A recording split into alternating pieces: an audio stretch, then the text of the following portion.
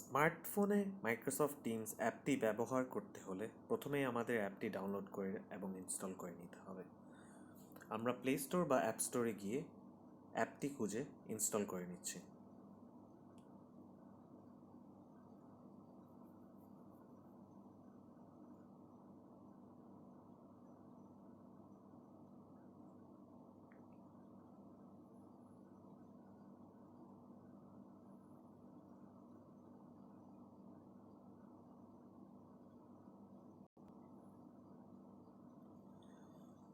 অ্যাপটি ইনস্টল হয়ে গেলে আমরা লিঙ্কে প্রবেশ করছি।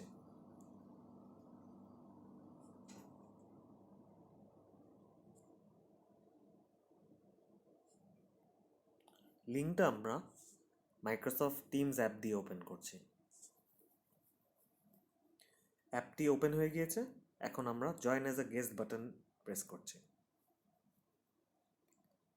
আমার নাম লিখে নিচ্ছি